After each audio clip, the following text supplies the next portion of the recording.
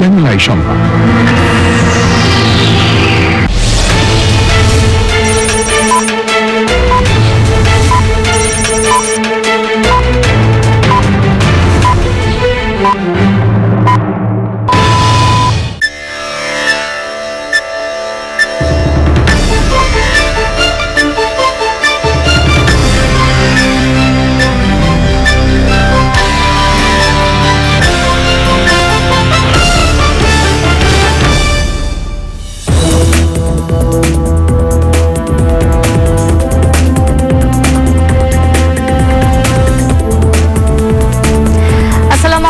শুভেচ্ছা সহ সবাইকে আমন্ত্রণ জানাচ্ছি চ্যানেল আই সংবাদে। আপনাদের সাথে আছি আমি শারমিন সাজ্জাদ।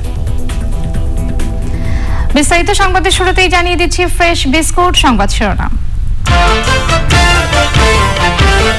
বুধবার বিকেল নাগাদ ঢাকায় আসছে ভারত সরকারের উপহার 20 লাখ ডোজ করোনা ভ্যাকসিন, সংরক্ষণের প্রস্তুতি সম্পন্ন। জো বাইডেনের শপথ অনুষ্ঠানে অভ্যন্তরীণ হামলার আশঙ্কায় অভিষেকের মহড়া স্থগিত, সীমিত পরিসরে আয়োজনের সিদ্ধান্ত।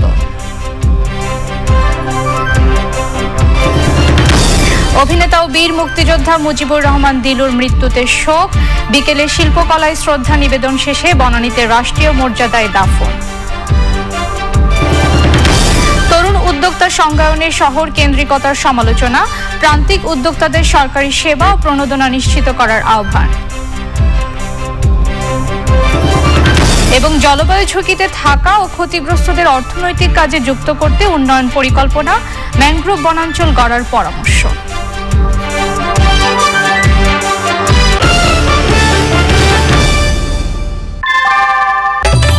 ঘরের চালের স্থায়ী সমাধান আনোয়ার সিমেন্ট শীট, সব সিজনেই ফিট। সংবাদ শিরোনামগুলো জানাচ্ছিলাম। এখনকার এই সংবাদ আয়োজন একই সঙ্গে চ্যানেল আই অনলাইনের লাইভ টিভি এবং চ্যানেল আই অনলাইনের ভেরিফাইড ফেসবুক পেজও সরাসরি প্রচারিত হচ্ছে। চলে যাচ্ছি মূল প্রসঙ্গে। বুধবার বিকেলের মধ্যে ঢাকায় পৌঁছাবে ভারত সরকারের উপহার পাঠানো 20 লাখ ডোজ করোনা ভ্যাকসিন। টিকা সংরক্ষণে ইপিআই হেডকোয়ার্টার সহ ঢাকার 3টি সংরক্ষণাগার প্রস্তুত রাখা হয়েছে। স্বাস্থ্য অধিদপ্তরের মহাপরিচালক অধ্যাপক ডাক্তার আবুল বাশার মোহাম্মদ খুরশিদ আলম বলেছেন, মন্ত্রণালয়ের নির্দেশনা পেলে এই ভ্যাকসিন দিয়ে দেশে টিকা কার্যক্রম শুরু হবে। বিমানবন্দর থেকে গ্রহণের পর কোল্ড চেইন মেনে ভ্যাকসিন স্টোরে পৌঁছে দেবে সিএমএসডি কর্তৃপক্ষ। ভ্যাকসিনের শুল্ক মুক্তি প্রক্রিয়াধীন বলে জানিয়েছে সিএমএসডি।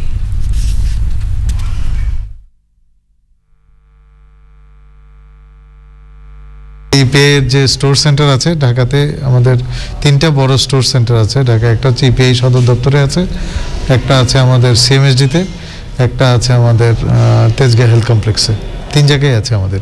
আমরা একটা প্ল্যান করে রেখেছি সারা দেশের সমস্ত ডেপুটি সিভিল সার্জন এবং মেডিকেল অফিসার যারা আছেন সিভিল সার্জনের সাথে, এমওসিএস, তাদের প্রায় 128 জনের মতন মাস্টার ট্রেনার হিসেবে তাদেরকে ট্রেনিং দেওয়া হচ্ছে। তারা ফিল্ডে গিয়ে আবার যারা ফিল্ডে কাজ করবেন তাদেরকে ট্রেনিং দেবেন।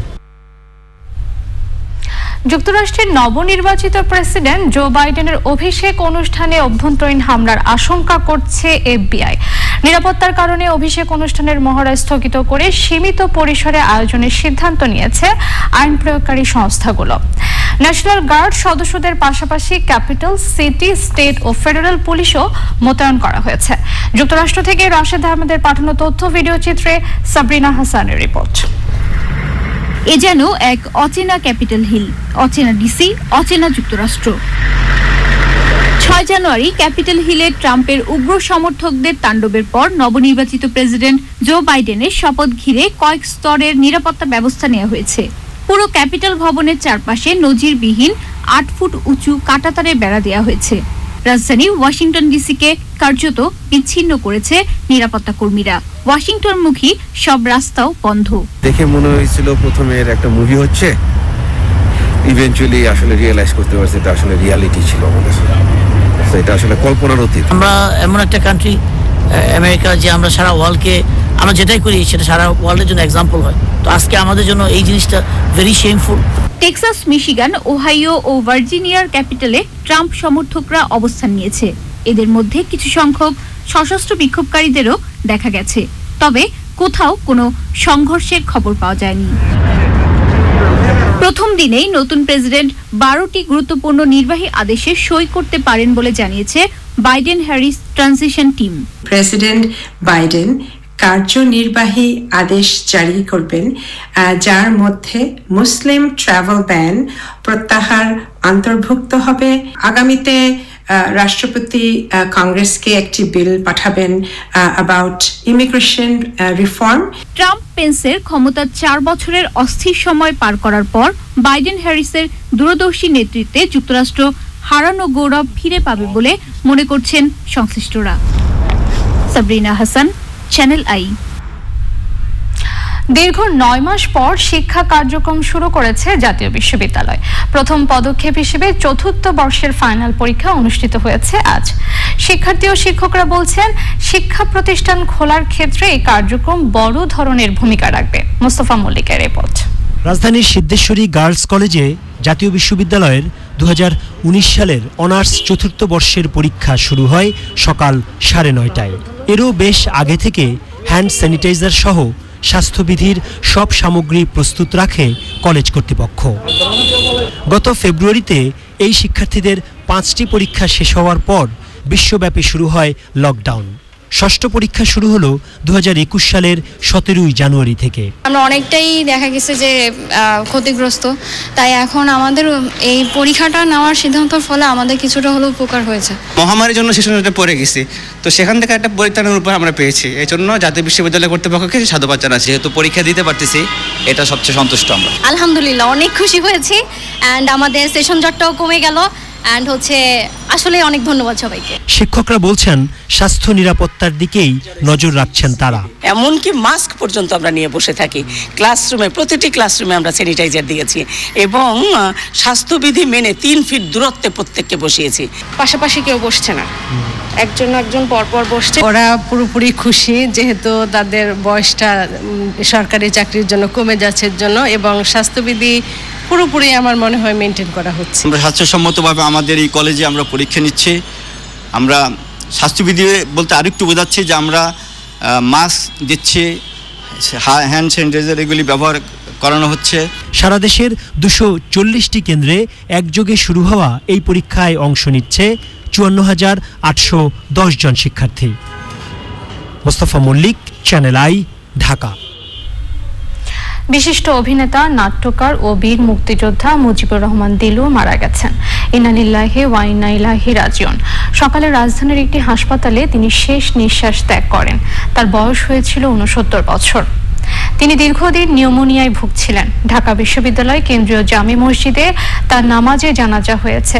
বেলা 3টা থেকে 4টা পর্যন্ত শিল্পকলা একাডেমিতে শ্রদ্ধা নিবেদন শেষে বিকেল 5টায় বনানী কবরস্থানে মুজিবুর রহমান দিলুকে রাষ্ট্রীয় মর্যাদায় দাফন করা হবে। মুজিবুর রহমান দিলুর মৃত্যুতে শোক জানিয়েছেন প্রধানমন্ত্রী শেখ হাসিনা। তরুণ উদ্যোক্তা সংজ্ঞায়নে শহর কেন্দ্রিকতার সমালোচনা করেছেন উদ্যোক্তা ও কৃষি পণ্য উৎপাদকদের নিয়ে কাজ করা বিশেষজ্ঞরা।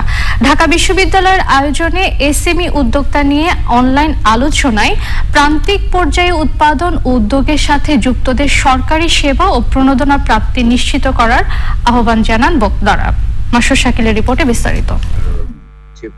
ক্ষুদ্র ও মাঝারি উদ্যোক্তা তৈরিতে ঢাকা বিশ্ববিদ্যালয়ের নতুন প্রতিষ্ঠান innovation, creativity and entrepreneurship centre ICE দীর্ঘ 4 মাস ধরে দেশের 64টি জেলার ক্ষুদ্র ও মাঝারি উদ্যোক্তাদের সমস্যা ও সম্ভাবনা নিয়ে কাজ করেছে ICEর শতাধিক শিক্ষার্থী। আমরা এখন পর্যন্ত স্যার 100 ঘন্টার একটা ভার্চুয়াল মেন্টরশিপ প্রোভাইড করেছি এই CSME সেক্টরে, যেখানে ওই ব্যাংকার, প্রাইভেট সেক্টর, ব্র্যান্ডিং, মার্কেটিং এর এক্সপার্ট সহ সবাই তাদের সাথে ভার্চুয়ালি যোগাযোগ করেছেন। এবং যারা জুমে যোগাযোগ করতে পারেননি তারা আমাদের ওই ডিস্ট্রিক্ট লেভেলে স্যার আমাদের 64 জেলার জন্য 64 জন ইন্টার্ন ছিলেন, তো তারা তাদেরকে তাদের কনসার্ন গুলো শেয়ার করেছেন। এই গ্রুপ অফ বিজনেস লিডার ফিউচারের জন্য তৈরি করতে পেরেছি, যারা এমপ্যাথেটিক, যারা জানে যে দরিদ্র মানুষের ব্যবসার চ্যালেঞ্জ গুলো কোথায়। উৎপাদকদের বাদ দিয়ে তাদের উৎপন্ন পণ্যকে যারা মোড়কজাত করে বিক্রি করে তাদেরকে উদ্যোক্তা বলার তীব্র সমালোচনা করেন আলোচকরা। শহরে যে কাজ করছে, সে ইনোভেশন করছে, তার ভিতরে এন্টারপ্রেনারশিপ ডেভেলপ করছে, সে ক্রিয়েটিভিটি দিয়ে সে তৈরি করছে, তাহলে গ্রামে যে ওর বয়সী একটা ছেলে ওই প্রেক্ষাপটে ওর চাইতে অনেক বেশি প্রতিকূল অবস্থায় কাজ করছে নিজের মেধা খাটিয়ে, নিজের অর্থ দিয়ে এবং সবকিছু করে দাঁড়িয়ে যাচ্ছে। তাহলে সে কি, সে কোন সংজ্ঞা? সে কি এন্টারপ্রেনার না? যে যার ঢাল নাই, তলোয়ার নাই, কিচ্ছু নাই, সে একটা অতি সম্প্রতির কথা যদি বলি, এই বাউকুল থেকে শুরু করে, তারপর আপেল কুল থেকে শুরু করে, স্ট্রবেরি থেকে শুরু করে, ড্রাগন ফ্রুটস থেকে শুরু করে, এরা কি এন্টারপ্রেনার না? এরা কি ইয়ত না? শাহিদ সিরাজ সাহেব যে কথাগুলি বললেন, প্রত্যেকটি সম্ভবত এক একটা ইনোভেশন ইন দি সেন্স যে এগুলি কিন্তু আমাদের অর্থনীতিতে অনেক আগে থেকে প্রচলিত ছিল, কিন্তু মাঝখানে হারিয়ে গেছে। নতুন করে আমাদেরকে এটি আবিষ্কার করতে হচ্ছে। এসএবি সেক্টর নিয়ে যদি কোনো কাজ করতে চান, তার এক পলিসি করে না, এটা কোনো ন্যাশনাল ডাটাবেস নাই। আলোচকদের সাথে একমত হন প্রধানমন্ত্রীর অর্থনীতি বিষয়ক উপদেষ্টাও। ঢাকা কেন্দ্রিকতা থেকে বের হওয়ার পরামর্শও তার। আমরা যখনই কোনো উন্নয়নের কথা চিন্তা করি বা কোনো সমস্যার সমাধানের কথা চিন্তা করি, তখন আমাদের চিন্তা ঢাকা কেন্দ্র থেকে আস্তে আস্তে বিচ্ছুরিত হয়ে অন্য জায়গায় যায়। অন্য জায়গায় যেতে যেতে এই যে স্পিরিট এবং যে উদ্যোগ নিয়ে শুরু হয়, ওই অকুস্থলে পৌঁছতে সেই উদ্যোগটা অনেকটা ম্রিয়মান হয়। দেশের বড় বড় শিল্পের সম্প্রসারণের সাথে ক্ষুদ্র ও মাঝারি শিল্পের সংযোগ করিয়ে দেওয়ার পরামর্শ দিয়েছেন বক্তারা। মাসুদ শেখের, চ্যানেল আই, ঢাকা। জলবায়ু পরিবর্তনে ঝুঁকিতে থাকা ও ক্ষতিগ্রস্ত মানুষদের অর্থনৈতিক কর্মকাণ্ডে যুক্ত করতে উন্নয়ন পরিকল্পনা নিয়েছে উন্নয়ন সংস্থা ফ্রেন্ডশিপ। ট্রানজিশনাল ফান্ড ও ম্যানগ্রোভ প্ল্যান্টেশন নিয়ে ফ্রেন্ডশিপের গ্লোবাল কনফারেন্সে জলবায়ু পরিবর্তনজনিত ক্ষতি পুষিয়ে নিতে উপকূলীয় অঞ্চলে টেকসই ম্যানগ্রোভ বনাঞ্চল গড়ে তোলার উপর গুরুত্ব আরোপ করেন আলোচকরা। শমিক আহমেদের রিপোর্ট। জলবায়ু পরিবর্তনের বিরূপ প্রভাবে ক্ষতিগ্রস্ত দেশগুলোর অন্যতম বাংলাদেশ। জলবায়ু ঝুঁকিতে থাকা জনগোষ্ঠীর জীবনমান উন্নয়নে কর্মকাণ্ড তুলে ধরে উন্নয়ন সংস্থা ফ্রেন্ডশিপ। গবেষণা গ্লোবাল কনফারেন্সে ট্রানজিশনাল ফান্ড ও ম্যানগ্রোভ প্লান্টেশন শিরোনামে দুটি প্রবন্ধ উপস্থাপন করা হয়। We are giving some opportunity people to grasses from our field, and at the same time we are exploring if scientists come up with some other solutions. We know they're both important. প্রাকৃতিক দুর্যোগে ক্ষতিগ্রস্ত উপকূলীয় ও উত্তরাঞ্চলের মানুষের ঘুরে দাঁড়ানোর সুযোগ করে দিতে ব্যবস্থাপনা তুলে ধরে friendship.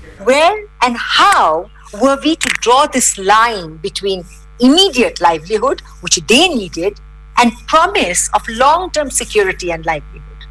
This was a big challenge, and we really needed to work very deeply with the communities for this. Then protection and care of mangroves during growth, and finding good, healthy seedlings were some of the challenges that we had. And then integration of the work with the community is long-term.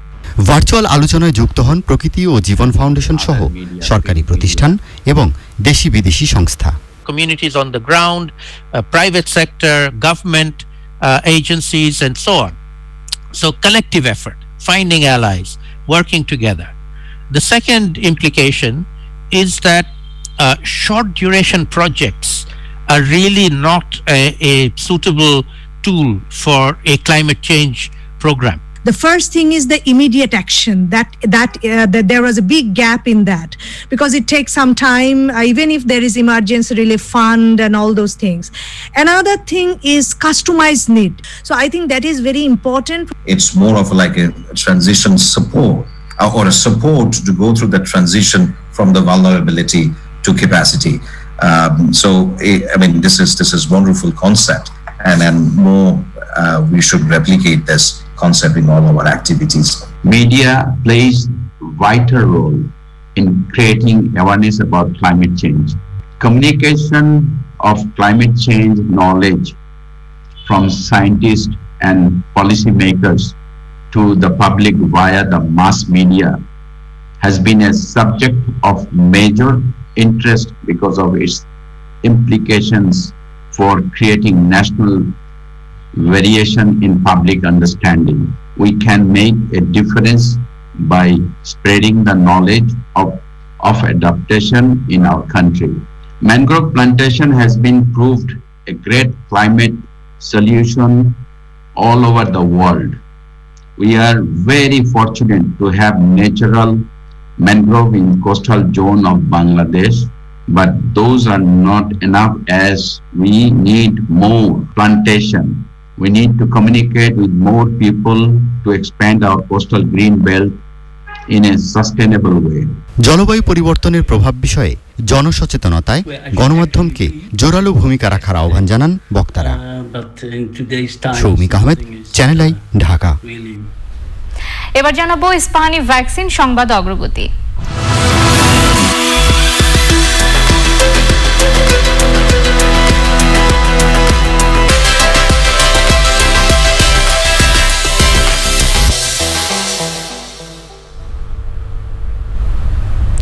বিশ্ব স্বাস্থ্য সংস্থা আশঙ্কা প্রকাশ করেছে vaccine নিয়ে নৈতিক বিপর্যয়ের মুখোমুখি বিশ্ব।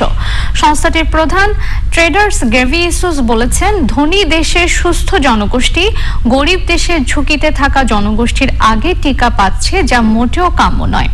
তিনি অভিযোগ করেন, ভ্যাকসিন নিয়ে রাষ্ট্রগুলোর আমিত্ব টিকার মূল্য বাড়িয়ে দিচ্ছে এবং অর্থনৈতিকভাবে ভ্যাকসিন জমা করার প্রতিযোগিতা জন্ম দিয়েছে। এতে করে মহামারীর স্থায়িত্বকাল বাড়বে বলে আশঙ্কা বিশ্ব স্বাস্থ্য সংস্থার। করোনা পরিস্থিতি মোকাবেলায় বিশ্ব স্বাস্থ্য সংস্থা ও চীনের ভূমিকার সমালোচনা করেছে চীনে পাঠানো বিশ্ব স্বাস্থ্য সংস্থার দলটি। তাদের অভিযোগ, করোনা পরিস্থিতিকে মহামারী আখ্যা দিয়ে জরুরি অবস্থা ঘোষণা করতে দেরি করেছিল বিশ্ব স্বাস্থ্য সংস্থা। একই সাথে প্রথম দিকে দ্রুত স্বাস্থ্যবিধি কার্যকর না করায় চীনেরও সমালোচনা করেছে দলটি। প্রিয় দর্শক, সংবাদের এই পর্যায়ে নিয়ে নিচ্ছি অশোক লিলেন ইফাদটস বিরতি। বিরতির পর অন্যান্য সংবাদে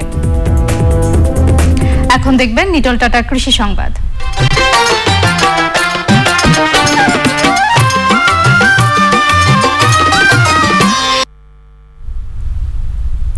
কুষ্টিয়ার দৌলতপুরের দুর্গম পদ্মার চরে শুরু হয়েছে বিভিন্ন ফসল আবাদ।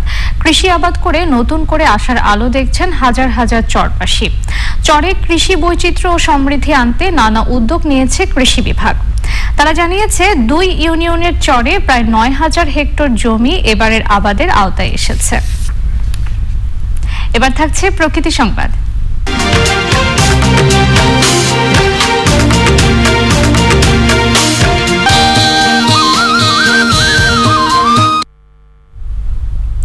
অবৈধ দখল মুক্ত করার পর লক্ষ্মীপুরের দালাল বাজার ঐতিহাসিক জমিদার বাড়িটি জনসাধারণের জন্য উন্মুক্ত করা হয়েছে। জীর্ণশীর্ণ বিশাল জমিদার বাড়ির অবকাঠামোগত উন্নয়নের পর প্রায় 250 বছর আগের ঐতিহ্য ও সৃজনশীলতা খুঁজছেন পর্যটকরা। পর্যটকদের আকর্ষণ বাড়াতে আরো কিছু অবকাঠামো নির্মাণ করে ইতিহাস সমৃদ্ধ স্থানটি রক্ষণাবেক্ষণের কথা জানিয়েছেন স্থানীয় প্রশাসন। এবার জানাবো ইভালি খেলার খবর।